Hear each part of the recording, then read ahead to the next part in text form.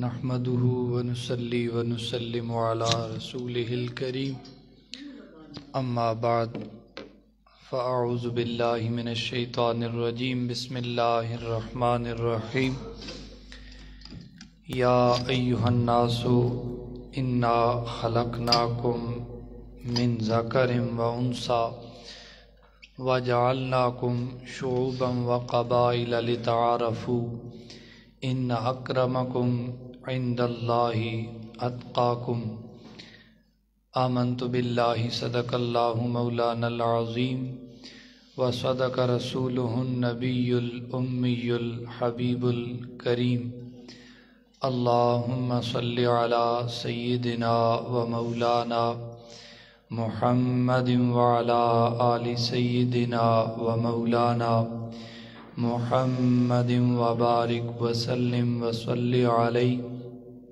الصلاة والسلام علیک یا سیدی یا رسول اللہ وعلی آلک واصحابک یا حبیب اللہ الصلاة والسلام علیک یا سیدی یا رسول اللہ وعلی آلک واصحابک یا رحمت للعالمین خوشبو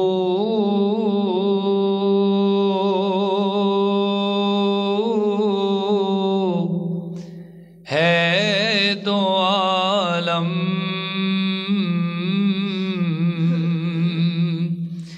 میں تیری اے گلے چیدہ کس منہ سے بیاں ہوں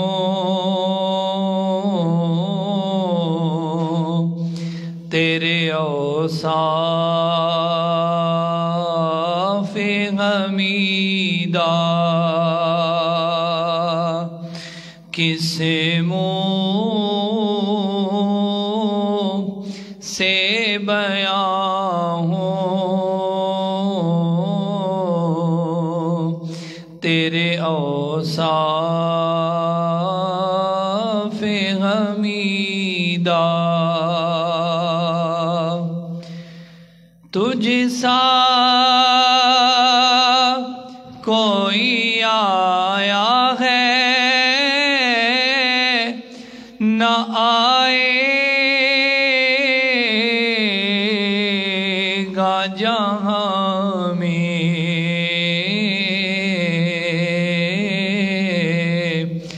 دیتا ہے گواہی یہی عالم کا جریدہ دیتا ہے گواہی یہی عالم کا جریدہ کس منہ سے بیاں ہوں تیرے اوصاف حمیدہ یوں دور ہوں طائب میں حریم نبوی سے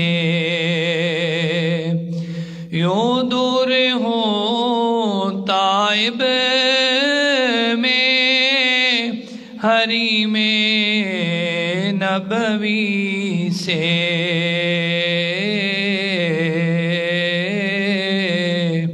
صحرا میں ہو جس طرح کوئی شاخ بریدہ خوشبو ہے دو عالم تیری اے گلے چیندہ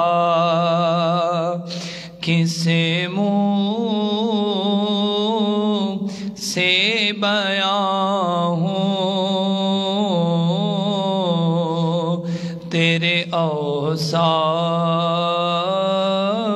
حمیدہ۔ حمد و صلات کے بعد قابل صد تکریم برادران اسلام، عزیز بزرگوں، نوجوان ساتھیوں، ہمارا آج کا موضوع ہے سیرت طیبہ اور تکریم انسانیت۔ حضور صلی اللہ تعالی علیہ وآلہ وسلم نے اپنی امت کی ہر موقع کے اوپر رہنمائی فرمائی۔ تو اگر انسانیت کی تکریم، انسانیت کی عزت کی بات کی جائے تو اس موقع پر بھی حضور صلی اللہ علیہ وآلہ وسلم نے اپنی امت کی رہنمائی فرمائی۔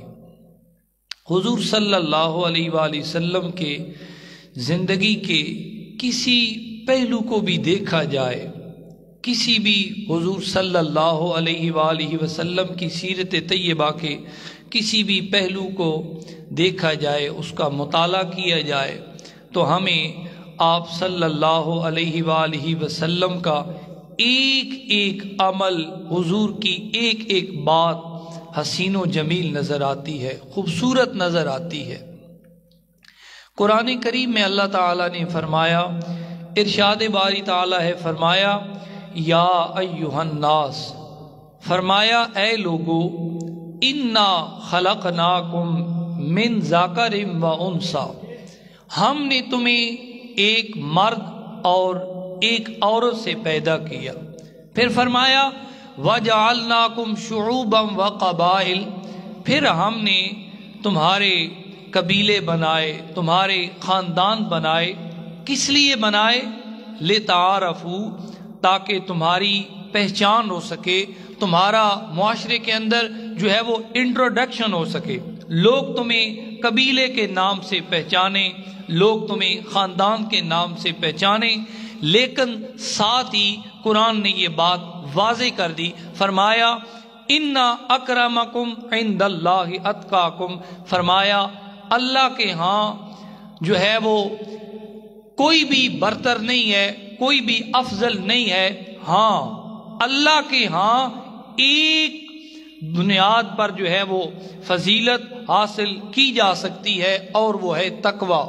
جو جتنا زیادہ متقی ہوگا، جتنا زیادہ پرہیزگار ہوگا، اللہ کے جتنا زیادہ کوئی قریب ہوگا، جسے اللہ کا قرب حاصل ہوگا، فرمایا سب سے زیادہ اللہ کے ہاں اہمیت، سب سے زیادہ فوقیت، سب سے زیادہ برتری اسی آدمی کی ہوگی۔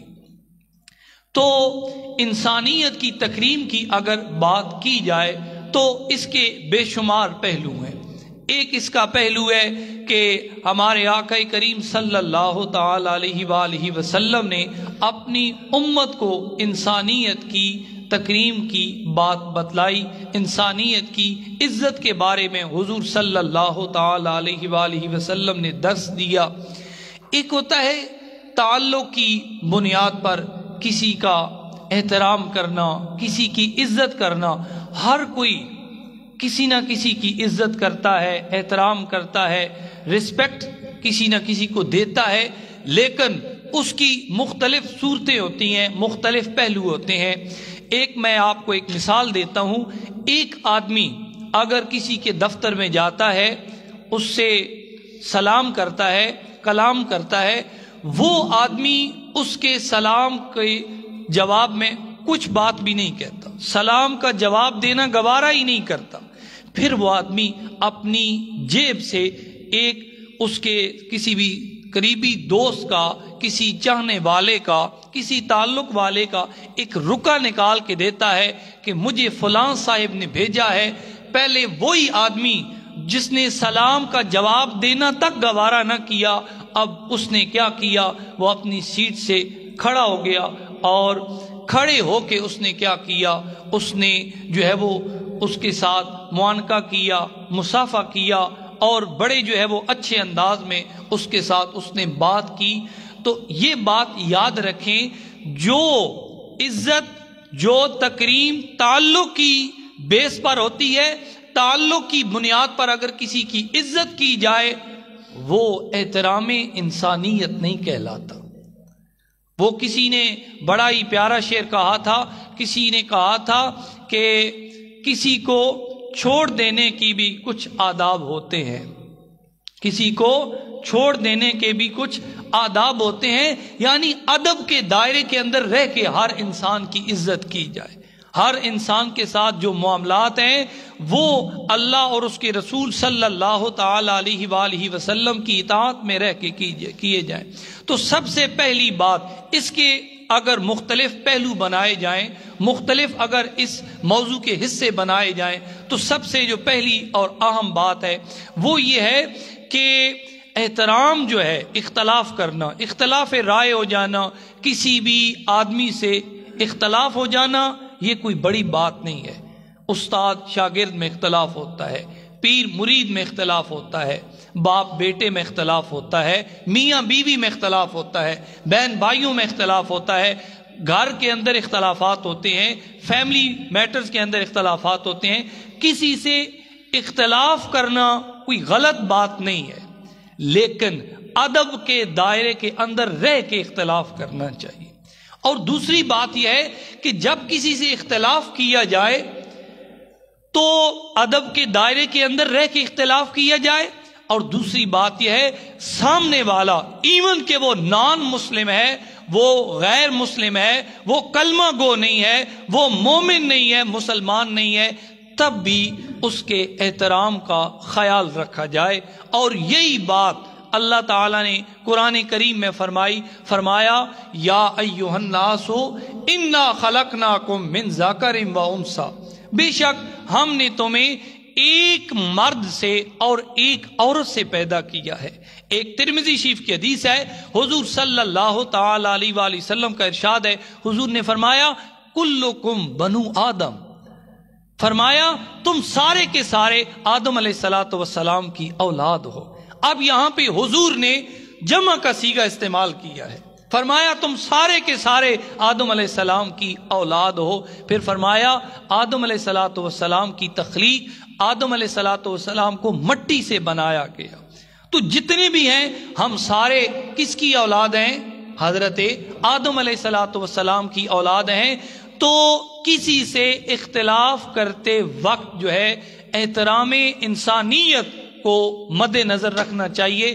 یہ نہ ہو کہ بندہ کسی سے بات کرے، کسی سے کلام کرے، کسی سے کسی بھی پوائنٹ پہ، اب وہ مختلف پہلو ہو سکتے ہیں، آپ کسی سے سیاسی پہلو پہ اختلاف کرتے ہیں، اختلاف ہو سکتا ہے، ہر ایک کا اپنا ایک پوائنٹ آف ویو ہوتا ہے، ہر ایک کا اپنا ایک نقطہ نظر ہوتا ہے، کسی کی رائے ایک آدمی کے بارے میں، شخصیت کے بارے میں اچھی ہوتی ہے، کسی کی اچھی نہیں ہوتی۔ تو اختلاف ہو جانا یہ کوئی غلط بات نہیں ہے، کوئی بری بات نہیں ہے، لیکن اختلاف جو ہے ادب کے دائرے کے اندر رہ کے کرنا چاہیے، ادب کو ملحوظ خاطر رکھنا چاہیے۔ اور دوسری بات یہ ہے احترام انسانیت کو بھی دیکھنا چاہیے، انسانیت کی تکریم کو دیکھنا چاہیے، کیونکہ ہم سارے آدم علیہ السلام کی اولاد ہیں۔ تو اس لیے پہلا جو اہم پوائنٹ ہے، پہلی جو بات ہے وہ یہ ہے، حضور صلی اللہ علیہ وآلہ وسلم کے ایک صحابی تھے، ان کا نام تھا حضرت عبد الرحمن بن لیلہ رضی اللہ تعالی عنہ۔ حضرت عبد الرحمن بن لیلہ رضی اللہ تعالی عنہ فرماتے ہیں کہ دو صحابہ بیٹھے ہوئے تھے، ان کے پاس سے ایک یہودی کا جنازہ گزرا، تو اس یہودی کے جنازے کی تکریم میں، اس کے احترام میں وہ صحابی دونوں کھڑے ہو گئے۔ تو پاس ہی کسی آدمی نے کہا کہ یہ تو یہاں کے باسی ہیں، یہاں کے ذمی ہیں، یہ نان مسلم ہے، یہ مسلمان نہیں ہے، یہ کلمہ گو نہیں ہے۔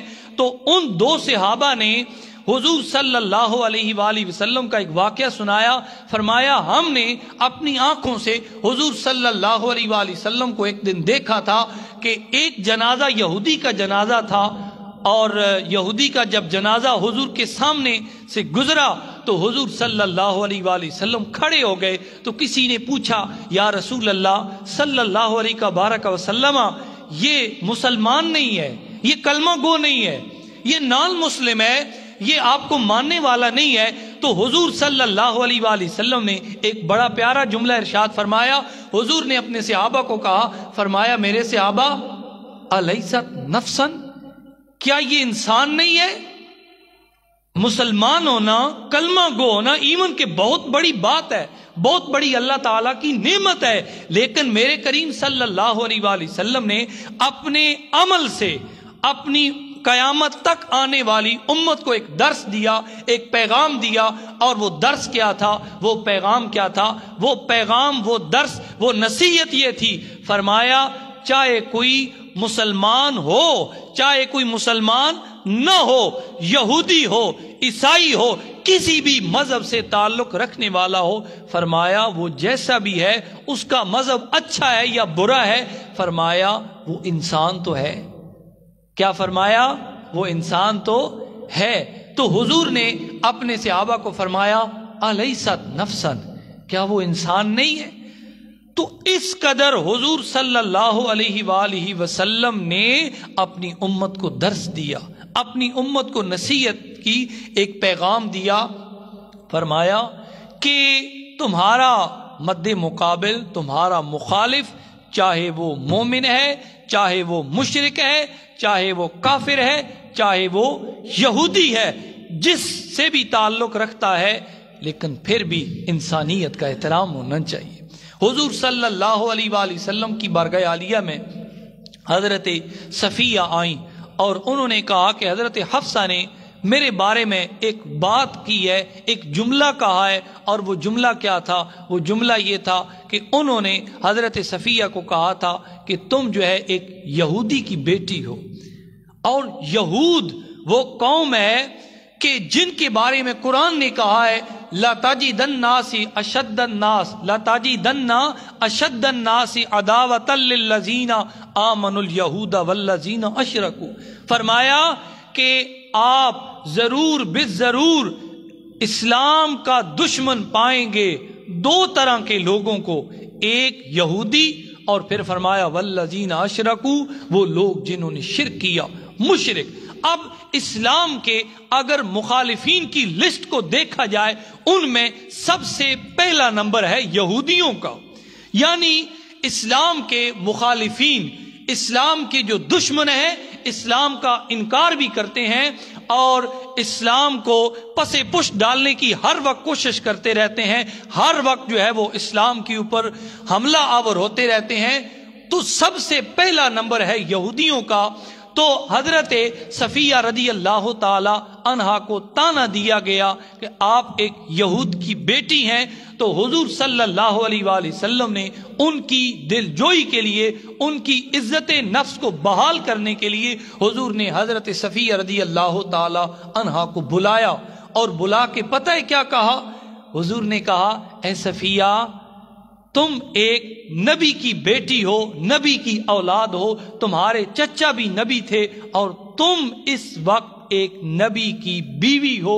اور پھر حضور صلی اللہ علیہ وآلہ وسلم نے حضرت حفصہ رضی اللہ تعالی عنہا کو بلایا اور بلا کے ڈرایا. اور حضرت حفصہ رضی اللہ تعالی عنہا کو حضور صلی اللہ علیہ وآلہ وسلم نے ارشاد فرمایا اے حفصہ رضی اللہ تعالی عنہا، اللہ سے ڈرا کرو، اللہ سے ڈرا کرو. تو کتنا جو ہے وہ اچھا ایک میسج دیا، کتنا اچھا حضور نے اپنی امت کو ایک درس دیا، پیغام دیا. فرمایا کسی کی اصلاح بھی کرنی ہے نا تو اس زاویے سے کرنی ہے کہ اس آدمی کی عزت نفس بحال ہو جائے مخالف کی، اور دوسرے آدمی کی اصلاح ہو جائے لیکن اس کی بھی عزت نفس مجروح نہ ہو.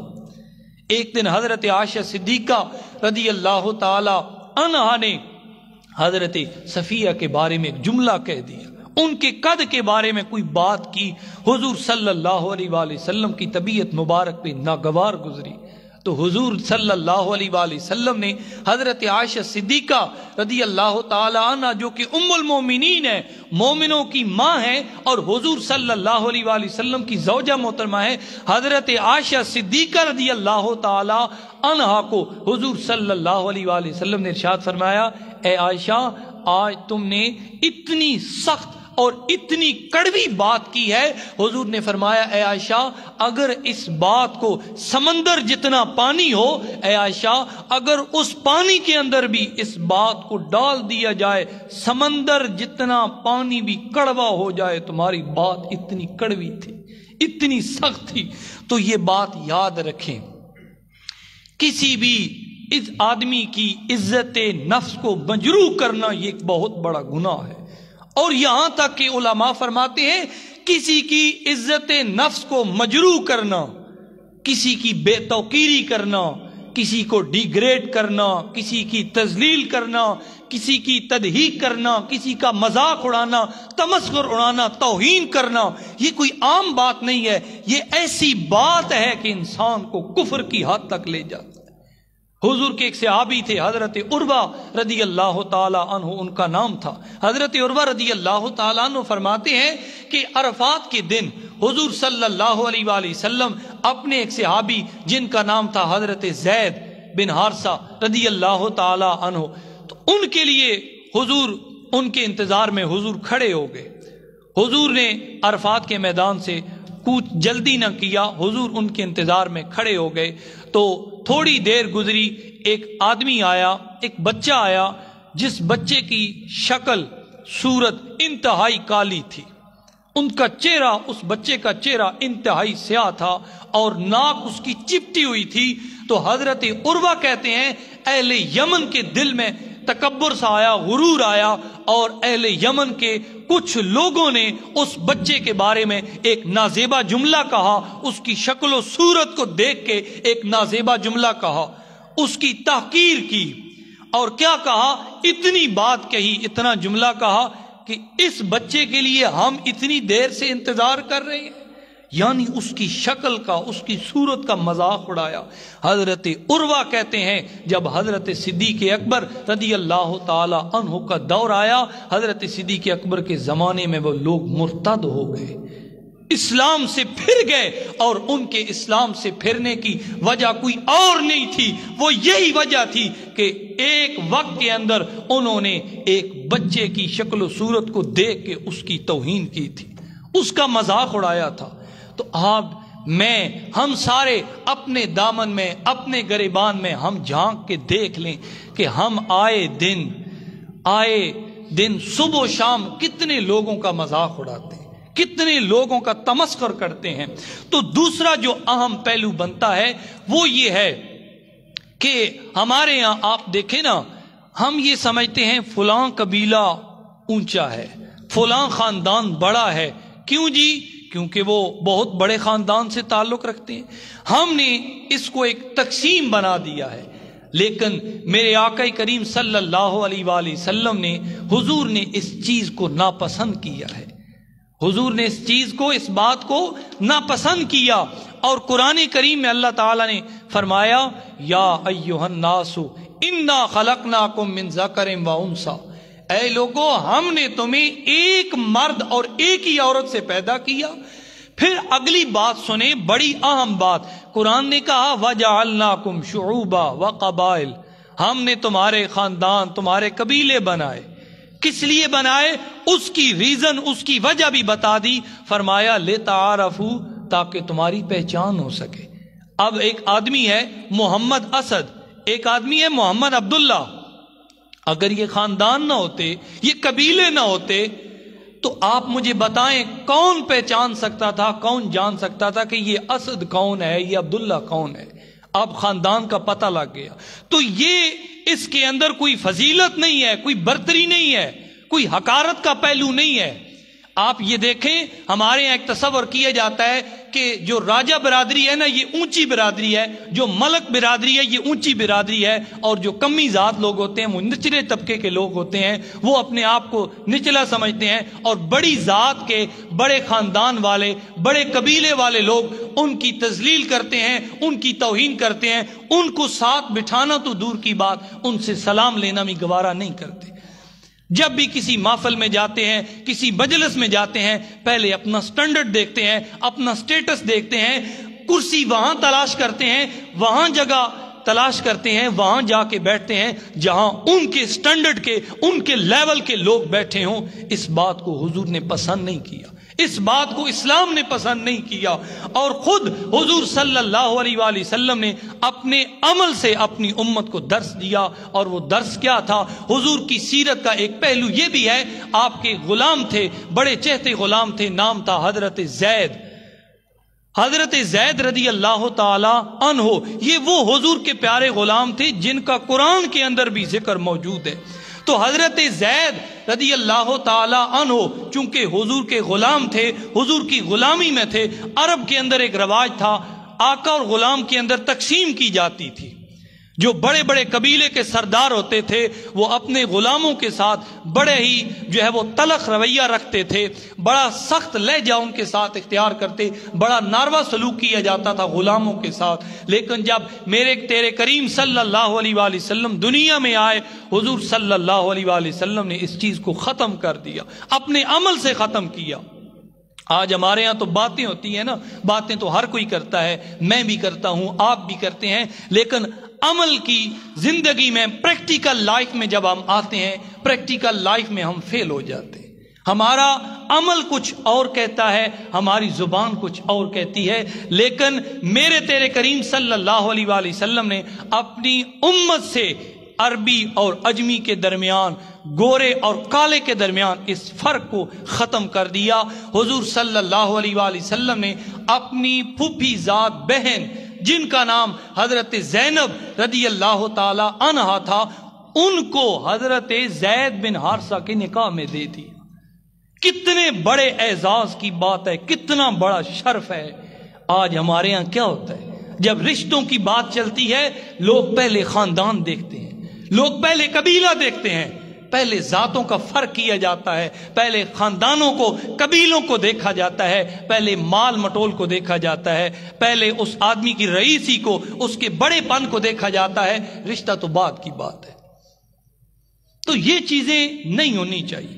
جب مکہ فتح ہوا تو حضور صلی اللہ تعالی علیہ وآلہ وسلم نے حضرت بلال حبشی رضی اللہ تعالی عنہ کو بلایا۔ اذان دینے کے لیے کس کا انتخاب کیا گیا؟ کسی بھی خاندان کے بڑے لیڈر کا انتخاب نہیں کیا گیا، کسی بھی بڑے رئیس کا خاندان، بڑے رئیس آدمی کا انتخاب نہیں کیا گیا۔ انتخاب حضور نے کس کا کیا؟ حضرت بلال حبشی رضی اللہ تعالی عنہ کا کیا۔ تو حضرت بلال رضی اللہ تعالی عنہ کو حضور صلی اللہ علیہ وآلہ وسلم نے جب بلایا نا، حضور نے کہا اے بلال۔ جی حضور۔ حضرت بلال رضی اللہ تعالی عنہ کو حضور نے حکم دیا، فرمایا اے بلال کعبہ کی چھت پہ چڑھ جاؤ اور کعبہ کی چھت پہ چڑھ کے آذان دو۔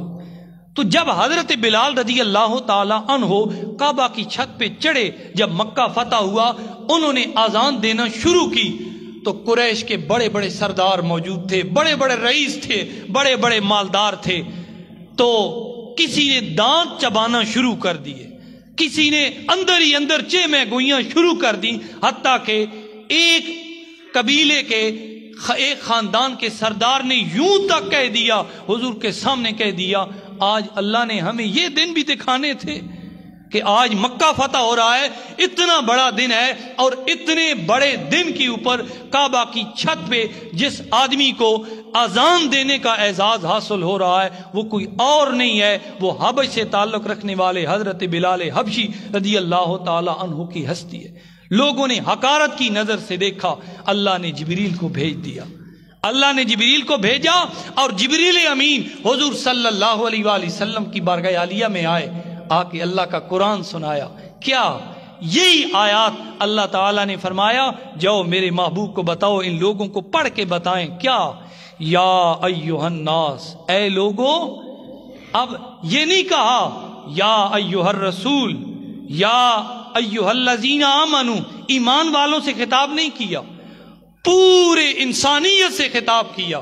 جب لفظ انسان بولا جاتا ہے اس کے اندر سارے آ جاتے ہیں، مومن بھی آتے ہیں، مشرک بھی آتے ہیں، منافقین بھی آتے ہیں، ہر مذہب سے تعلق رکھنے والے لوگ آتے ہیں۔ تو اللہ نے جبریل کو بھیجا اور بھیج کے کہا جاؤ میرے محبوب کو بتاؤ، ان کو بتاؤ، عتاب کو بتاؤ، ان یہودیوں کو بتاؤ، ان قریشی سرداروں کو بتاؤ، کیا انہیں کہو انا خلقناکم من ذکر و انثی، ہم نے تمہیں ایک مرد اور ایک عورت سے پیدا کیا۔ تمہاری جو تخلیق ہے، تمہاری جو ولادت ہے، جو پیدائش ہے، وہ ایک مرد سے ہوئی ہے۔ اس مرد کا نام حضرت آدم علیہ نبینا علیہ الصلوۃ والسلام تھا۔ پھر فرمایا اگلی بات، پھر فرمایا یہ جو تم اپنے خاندانوں پہ، اپنے قبیلوں پہ جو تم فخر کر رہے ہو، جو تم مان کر رہے ہو، اور دوسرے قبائل کو، دوسرے خاندان کے لوگوں کو تم جو ہے وہ حقارت کی نظر سے دیکھ رہے ہو، فرمایا یہ بات یاد رکھو۔ فرمایا وَجَعَلْنَاكُمْ شُعُوبًا وَقَبَائِلَ، ہم نے تمہارے خاندان بنائے، ہم نے تمہارے قبیلے بنائے ہیں، اور اس کی وجہ بھی ہم تمہیں بیان کر کے بتاتے ہیں۔ اس کی وجہ کیا ہے؟ اس کی ریزن یہ ہے لِتَعَارَفُوا، تاکہ تمہارا تعارف ہو جائے۔ ہم نے تو یہ تعارف کے لیے بنایا تھا، ہم نے اس لیے نہیں بنایا تھا کہ بڑے قبیلے والے پہلے جنت میں جائیں گے، چھوٹے قبیلے والے لوگ بعد میں جنت میں جائیں گے۔ یہ تو صرف ایک انٹروڈکشن کے لیے تھا، تعارف کے لیے تھا، لوگوں کی پہچان کے لیے ہم نے قبیلے بنائے تھے۔ اس کے اوپر کوئی فضیلت، برتری یا حقارت کا کوئی پہلو نہیں ہے۔ اس کا مطلب یہ نہیں ہے کہ اللہ کی بارگاہ عالیہ میں بڑے خاندان والے، جو بڑے بڑے رئیس ہیں وہ افضل ہیں، جو چھوٹے خاندان والے ہیں وہ افضل نہیں ہے۔ اللہ کے ہاں تو وہی افضل ہے۔ اگلی بات بھی بتا دی، فرمایا ان اکرمکم عند اللہ اتقاکم، تم میں سب سے زیادہ جو متقی ہوگا، جو پرہیزگار ہوگا، جسے اللہ کا قرب ملے گا، جو صبح و شام دن رات جس کی زبان ہر وقت اللہ اور اس کے رسول صلی اللہ علیہ وآلہ وسلم کی تعریف میں جو ہے وہ تر رہے گی، فرمایا اللہ کو وہ سب سے زیادہ محبوب وہی ہوگا، سب سے زیادہ پیارا وہی ہوگا۔ میرٹ پہ جب بات آئے گی تو سب سے پہلے نمبر پہ وہی ہوگا۔ حضور صلی اللہ علیہ وآلہ وسلم نے ایک مقام پہ ارشاد فرمایا، حضور نے فرمایا بے شک تمہارا باپ ایک ہے، پھر حضور نے فرمایا بے شک تمہارا رب بھی ایک ہے، پھر حضور صلی اللہ علیہ وآلہ وسلم نے فرمایا کسی عربی کو کسی اجمی پر، کسی اجمی کو کسی عربی پر، پھر حضور نے فرمایا کسی سرخ کو کسی کالے پر، پھر حضور نے فرمایا کسی کالے کو کسی سرخ پر کوئی برتری، کوئی فوقیت حاصل نہیں ہے، ہاں تقوی کی بنیاد پر۔ تو یہ بات یاد رکھیں، انسانیت کی تکریم کرنا یہ اس کا بہت بڑا اجر ہے، اور کسی بھی انسان کی تکریم نہ کرنا، اس کی تضحیق کرنا کسی بھی پہلو سے، کسی بھی حوالے سے۔ پھر اس کا ایک اور پہلو ہے، وہ کیا ہے؟ وہ یہ ہے کہ انسان کی عزت کرنا جتنا زیادہ ضروری ہے، اتنا ہی اس انسان کے مذہب کا، اس کے دین کا احترام کرنا بھی ضروری ہے۔ قرآن نے منع کیا ہے، فرمایا وَلَا تَسُبُّوا الَّذِينَ يَدْعُونَ مِن دُونِ اللَّهِ فَيَسُبُّوا اللَّهَ عَدْوًا بِغَيْرِ عِلْمٍ، فرمایا وَلَا تَسُبُّوا، گالی نہ دو۔ یہ قرآن کا فیصلہ ہے، یہ قرآن کا پوائنٹ آف ویو ہے، یہ قرآن کا نقطہ نظر ہے، یہ اسلام کا نقطہ نظر ہے، کسی عالم کا، کسی مفتی کا، کسی فقیہ کا، کسی پیر کا قول نہیں ہے۔ اسلام نے کہا وَلَا تَسُبُّوا، گالی نہ دو، برا بلا نہ کہو۔ کن کو؟ الذین یدعون من دون اللہ، ان لوگوں کو جو اللہ کے علاوہ کسی اور کو پکارتے ہیں، کسی اور کی پوجا کرتے ہیں، کسی اور کی عبادت کرتے ہیں۔ پھر اس کی وجہ بھی بیان کی، فرمایا اگر تم ان کو گالیاں دو گے، ان کی مذہب کی توہین کرو گے، ان کے دین کی توہین کرو گے، تو پھر اس کا جواب بھی آئے گا، کیونکہ ہر ایکشن کا ری ایکشن ہوتا ہے۔ پھر اس کا ری ایکشن یہ ہوگا، اس کا جواب یہ ہوگا۔ قرآن نے یہ بات کہی ہے، فرمایا فَيَسُبُّ اللَّهُ، پھر وہ اللہ تعالیٰ کو برا بھلا کہیں گے۔ تم ان کے جو ہے وہ عبادت گاہوں کے بارے میں جملے کسو گے، باتیں کرو گے، ان کے خداؤں کو برا بھلا کہو گے، پھر کیا ہوگا؟ ان کے خدا جیسے ہیں تیسے ہیں، ان کا دین جیسا ہے تیسا ہے، اس کا نقصان انہیں ہو یا نہ ہو تمہیں نقصان ہوگا، اور اس کا کیا نقصان ہوگا؟ وہ تمہارے اللہ کو گالیاں دیں گے، برا بھلا کہیں گے۔ فَيَسُبُّ اللَّهَ، پھر فرمایا بغیر علم، جہالت کی بنا پر، دشمنی رکھتے ہوئے، تو اسی طرح منع کر دیا۔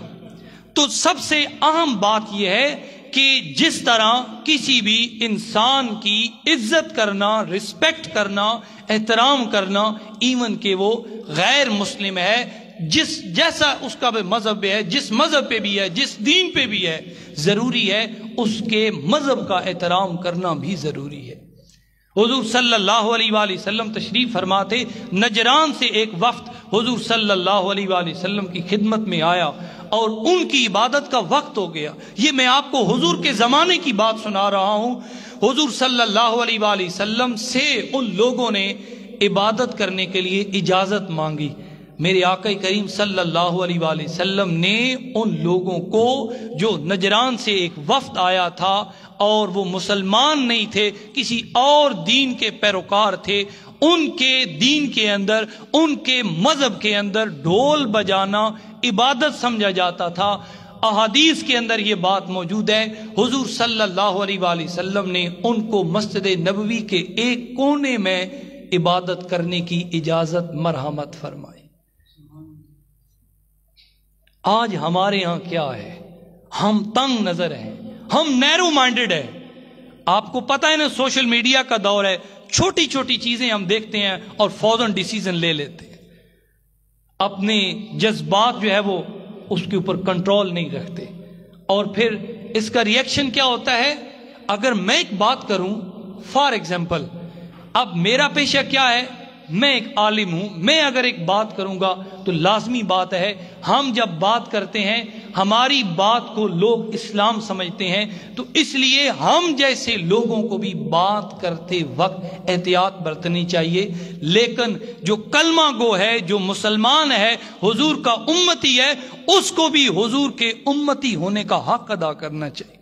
حضور نے تو جنگ کے معاملہ میں بھی حضور نے بڑی احتیاط برتی۔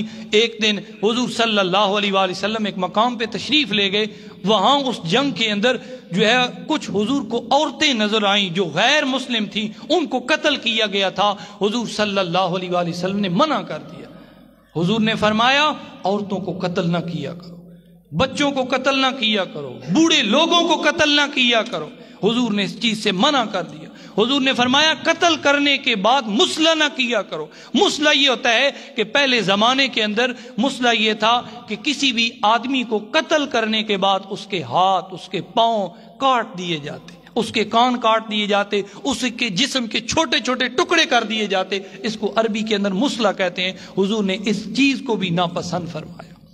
اور پھر اس کا ایک آخری اور اہم پہلو یہ ہے کہ لوگوں کی جو ہے عزت نفس کا تحفظ کیا جائے۔ اور یہ بات یاد رکھیں، کسی انسان کی، مسلمان بات کی بات ہے، انسان کی بات کر رہا ہوں، کوئی بھی آدمی مسلمان ہے، مشرک ہے، کسی بھی دین کا ماننے والا ہے، کسی بھی مذہب کا پیروکار ہے، یہ ایک بات کی بات ہے۔ سب سے پہلی بات، سب سے جو پہلا پوائنٹ ہے، سب سے جو اہم اور ضروری بات ہے، وہ یہ ہے کہ وہ انسان ہے۔ وہ کیا ہے؟ وہ انسان ہے۔ تو اسلام نے جس طرح ہر ایک کو اس کے حقوق دیے ہیں، اسی طرح اسلام نے انسان کو بھی اس کے حقوق دیے ہیں۔ اور انسان کا سب سے پہلا حق یہ ہے کہ وہ چاہے مسلمان ہے یا نہیں ہے، لیکن پھر بھی وہ انسان ہے۔ انسانیت کی بیس پر، انسانیت کی بنیاد پر اس کی عزت کی جائے، اس کی عزت نفس کا خیال رکھا جائے، اس کی عزت نفس کو مجروح نہ کیا جائے۔ حضور نے کہا المسلم اخو المسلم، فرمایا مسلمان مسلمان کا بھائی ہے۔ پھر فرمایا مسلمان مسلمان سے خیانت نہیں کرتا۔ یہ وہ ڈیفینیشن ہے، یہ وہ تعریف ہے جو خود حضور نے بیان کی ہے۔ آج تو ہم یہ سمجھتے ہیں نا، اچھا آدمی وہ ہے جو معاشرے میں کامیاب زندگی گزار رہا ہے، ایون کہ اس نے لاکھوں لوگوں کو دھوکہ دیا ہے، ایون کہ صبح و شام جھوٹ بولنا اس کا کاروبار ہے، دھوکہ دہی اس کا کاروبار ہے، لوگوں کو گالیاں دینا، لوگوں کی تذلیل کرنا، لوگوں کی توہین کرنا، لوگوں کو ڈیگریڈ کرنا اور پتہ نہیں کیا کیا بات کرنا، ہم یہ سمجھتے ہیں اچھا وہ ہے کیونکہ وہ کامیاب ہے۔ ہماری نقطہ نظر سے دیکھا جائے، ہماری آنکھ سے دیکھا جائے، لیکن اگر اسلام کے پوائنٹ آف ویو سے دیکھا جائے، اسلامی نقطہ نظر سے دیکھا جائے، حضور صلی اللہ علیہ وآلہ وسلم کے ارشادات کی روشنی میں دیکھا جائے، حقیقی مسلمان وہ ہے جو مسلمان بھائی سے خیانت نہیں کرتا۔ پھر حضور نے فرمایا مسلمان اپنے مسلمان بھائی سے جھوٹ نہیں بولتا۔ پھر حضور نے فرمایا دو چیزیں مسلمان کی دوسرے مسلمان کے لیے حرام ہے، ایک اس کی عزت اور دوسرا اس کا مال۔ پھر ایک مقام پہ حضور صلی اللہ علیہ وآلہ وسلم نے ارشاد فرمایا کہ کسی کی عزت نفس پہ حملہ کرنا، کسی کی پگڑی اچھالنا، کسی کی عزت کو پامال کرنا اور لوگوں کے سامنے کسی کے بارے میں باتیں کرنا، کسی کی ٹو میں لگا رہنا، کسی کی جاسوسی کرنا، یہ کتنا بڑا گناہ ہے۔ ایک مقام پہ حضور نے فرمایا میرے امتیوں، میرے غلاموں، سب سے بڑا گناہ سود ہے، حرام کھانا۔ لیکن حضور نے فرمایا ایک ایسا گناہ بھی ہے جو حرام کے برابر ہے، جو سود کے برابر ہے۔ حضور صلی اللہ علیہ وآلہ وسلم نے ارشاد فرمایا جو انسان کسی کی پگڑی اچھالتا ہے، ایون کہ وہ خامی اس کے اندر موجود ہے یا نہیں ہے، یہ بات کا معاملہ ہے، وہ گناہ اس سے ہوا یا نہیں ہوا یہ بات کی بات ہے۔ فرمایا کسی نے کسی کی پگڑی اچھالی، عزت اچھالی، لوگوں کے سامنے اس کے بارے میں بات کی، وہ بندہ اس کے بارے میں تو بات ہی کرنا چھوڑو، میں اس کو بڑے اچھے طریقے سے جانتا ہوں، اس طرح کی باتیں اگر کسی نے کی ہیں، حضور نے فرمایا وہ یہ سمجھ لے کہ اس نے سود سے بھی بڑا گناہ کیا ہے، کسی کی عزت نفس پامال کرنا۔ آخری بات، حضور صلی اللہ علیہ وآلہ وسلم کی بارگاہ عالیہ میں ایک صحابی کھڑا ہوا، عرض کرنے لگا یا رسول اللہ صلی اللہ علیہ وبارک وسلم، حضور نے ایک حدیث سنائی، حضور نے ایک بات کی، حضور نے فرمایا کہ تکبر کرنے والا جنت میں نہیں جائے گا۔ تو ایک صحابی کھڑا ہو گیا، اس نے عرض کی یا رسول اللہ صلی اللہ علیہ وبارک وسلم، ایک بندہ پسند کرتا ہے اس کا لباس اچھا ہو، اس کے جوتے اچھے ہوں، اس کی سواری اچھی ہو، اس کا گھر اچھا ہو، اس کی گاڑی اچھی ہو، اس کا بنگلہ اچھا ہو، تو کیا یہ تکبر ہے؟ حضور نے فرمایا نہیں۔ حضور نے فرمایا ان اللہ جمیل ویحب الجمال، فرمایا اللہ خود بھی خوبصورت ہے، اللہ خوبصورتی کو پسند کرتا ہے۔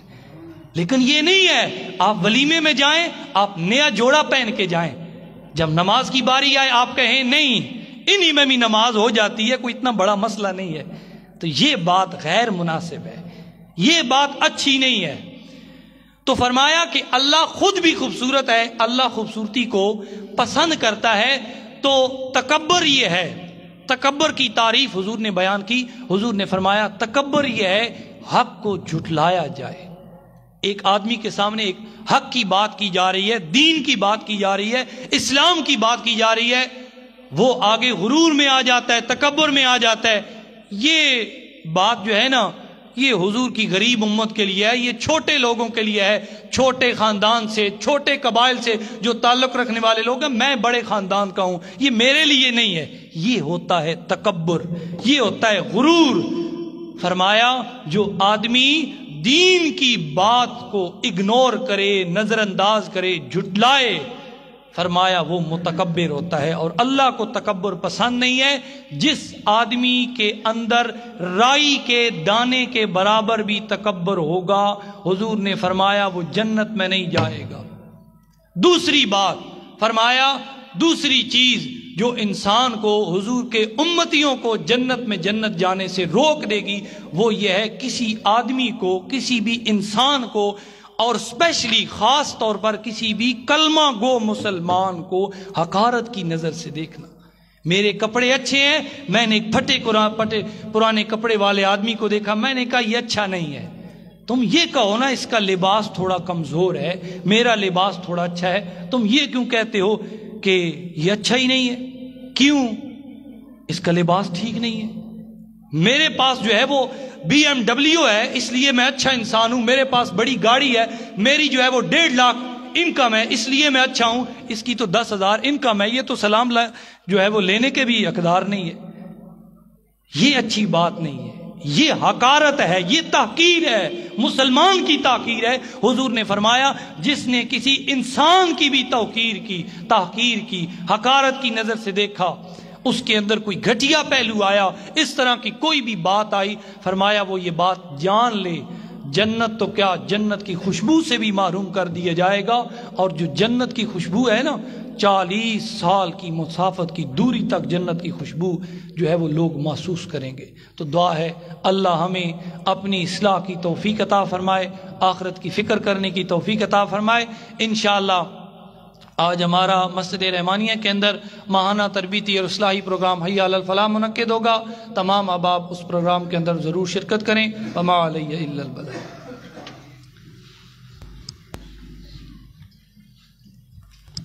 اگلا جمعہ جو ہے وہ انشاءاللہ 1:45 پر ہوگا۔